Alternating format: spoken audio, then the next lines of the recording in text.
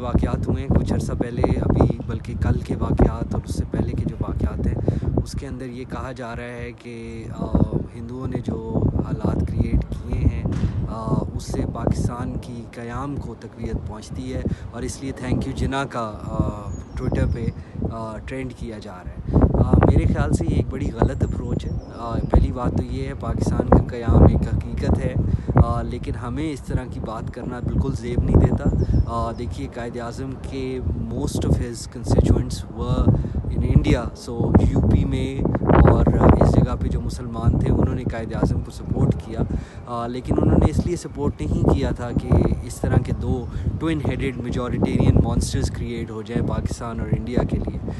میرے خیال سے آج اگر قائد اعظم زندہ ہوتے تو ان کو اس سے بہت تکلیف پہنچتی کہ انہوں نے جو آئیڈیا دیا تھا کہ پاکستان اور انڈیا پیسفلی نیبرز کے طور پہ رہ سکیں گے، بلکہ ایک دوسرے کے ساتھ جو ہے کسی قسم کی کنفیڈریشن بھی بنائیں گے یا کم از کم ٹریٹی ریلیشنز ہوں گے، اس ساری چیز کا، اس سارے ویژن کو اس سے بہت زیادہ نقصان پہنچ رہا ہے۔ تو یہ کہنا کہ پاکستان جو ہے اس کے قیام کو اس سے تقویت پہنچتی ہے، آئی تھنک اس سے بالکل تقویت نہیں پہنچتی، بلکہ یہ ہمارے لیے بھی اتنا ہی باعث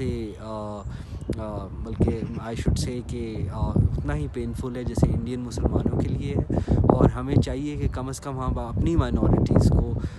ایک اچھے طریقے سے ان سے پیش آئیں، اور جو انڈیا میں حالات پیدا ہوئے ہیں اس طرح کے حالات پاکستان میں نہیں پیدا ہوں۔ بلکہ آپ یہ دیکھیے کہ ہمیں انڈیا کے اوپر جو بھی ہو رہا ہے، انڈیا میں جو بھی دردناک واقعات ہوئے ہیں، ہمیں اس پہ کہنے کا بھی شاید حق نہیں ہے، کیونکہ ہم جو مائنورٹیز کے ساتھ کرتے ہیں، اور خاص کر آپ نے دیکھا ہے جو احمدی کمیونٹی کے ساتھ پاکستان میں ہوتا ہے، وہ اس سے کوئی مختلف نہیں ہے۔